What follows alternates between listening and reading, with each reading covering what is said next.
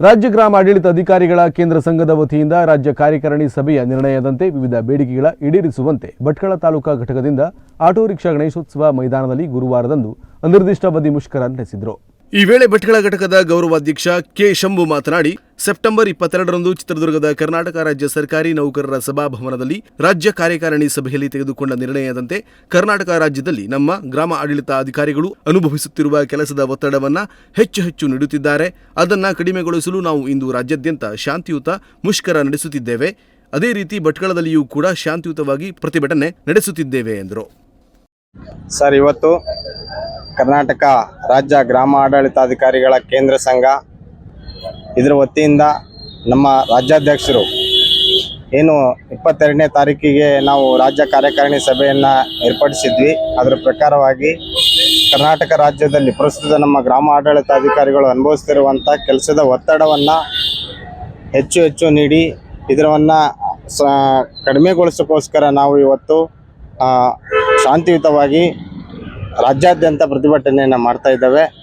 ಅದರ ಪ್ರಕಾರವಾಗಿ ನಮ್ಮ ಭಟ್ಕಳ ತಾಲೂಕಲ್ಲೂ ಕೂಡ ಇವತ್ತು ಶಾಂತಿಯುತವಾಗಿ ಪ್ರತಿಭಟನೆಯನ್ನು ಆರಂಭ ಮಾಡಿದ್ದೇವೆ. ಭಟ್ಕಳ ಸಂಘದ ಸದಸ್ಯರಾದ ಚಾನ್ ಬಾಷಾ ಮಾತನಾಡಿ, ನಮ್ಮ ರಾಜ್ಯ ಸಂಘದಿಂದ ಈಗಾಗಲೇ ಸರ್ಕಾರದ ಪ್ರಧಾನ ಕಾರ್ಯದರ್ಶಿ ಕಂದಾಯ ಇಲಾಖೆಯವರೊಂದಿಗೆ ನಮ್ಮ ಬೇಡಿಕೆ ಬಗ್ಗೆ ಚರ್ಚೆ ಮಾಡಲಾಗಿದ್ದು, ಇದಕ್ಕೆ ಸಕಾರಾತ್ಮಕವಾಗಿ ಸ್ಪಂದನೆ ದೊರೆತಿಲ್ಲ.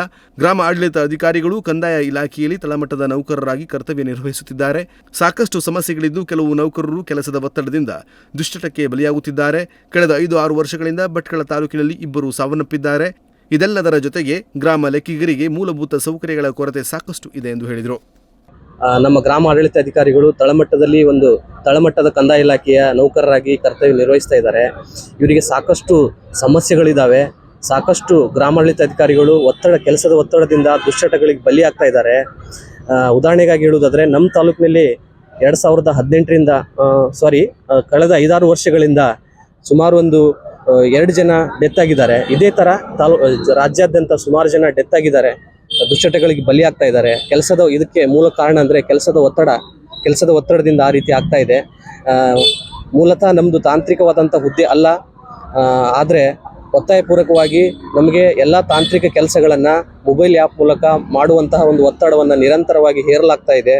ಕನಿಷ್ಠ 21 ಮೊಬೈಲ್ ಆ್ಯಪ್ಗಳಲ್ಲಿ ಈಗಾಗಲೇ ನಮ್ಮ ಎಲ್ಲ ಗ್ರಾಮಾಡಳಿತಾಧಿಕಾರಿಗಳು ಕರ್ತವ್ಯ ನಿರ್ವಹಿಸ್ತಾ ಇದ್ದಾರೆ. ಅದನ್ನು 23ನೇ ತಾರೀಕಿನಿಂದ ಸ್ಥಗಿತಗೊಳಿಸುವ ಬಗ್ಗೆ ಮಾನ್ಯ ಸರ್ಕಾರಕ್ಕೆ ನಮ್ಮ ರಾಜ್ಯ ಸಂಘದಿಂದ ಕೋರಿಕೊಂಡಿದ್ದೆವು. ಅದೇ ರೀತಿ ಅದನ್ನು ಸ್ಥಗಿತಗೊಳಿಸಿದ್ದಾರೆ.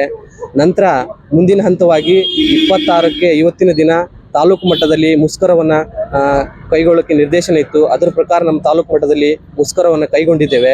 ಮುಂದಿನ ಹಂತದಲ್ಲಿ ನಮ್ಮ ರಾಜ್ಯ ಸಂಘ, ನಮ್ಮ ಜಿಲ್ಲಾ ಸಂಘದಿಂದ ಯಾವ ರೀತಿ ಒಂದು ನಿರ್ದೇಶನ ಬರ್ತದೆ, ಅದರ ಆಧಾರದ ಮೇಲೆ ನಮ್ಮ ಹೋರಾಟವನ್ನು, ನಮ್ಮ ಹಕ್ಕಿಗಾಗಿ ಹೋರಾಟವನ್ನು ನಾವು ಮಾಡಲೇಬೇಕಾಗುವಂಥ ಅನಿವಾರ್ಯತೆ ಸೃಷ್ಟಿಯಾಗಿದೆ.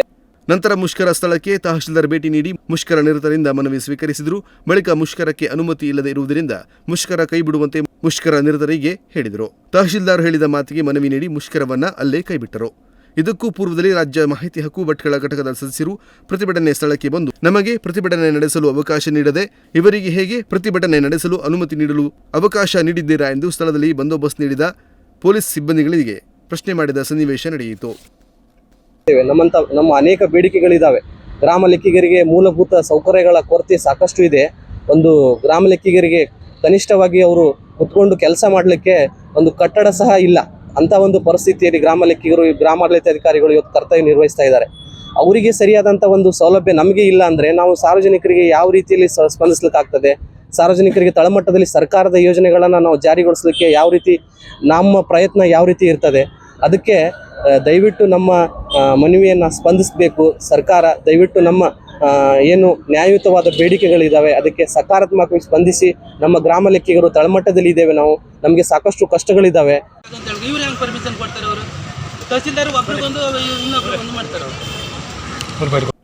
ಈ ಸಂದರ್ಭದಲ್ಲಿ ಲತಾ ನಾಯ್ಕ್, ಚರಣ್ ಗೌಡ, ಹೇಮಾ ನಾಯ್ಕ್, ವಿನುತಾ, ಶ್ರುತಿ ದೇವಾಡಿಗ, ದೀಕ್ಷಿತ್, ಗಣೇಶ್, ದೀಪ್ತಿ, ದಿವ್ಯಾ, ವೀಣಾ, ಐಶ್ವರ್ಯ ಉಪಸ್ಥಿತರಿದ್ದರು.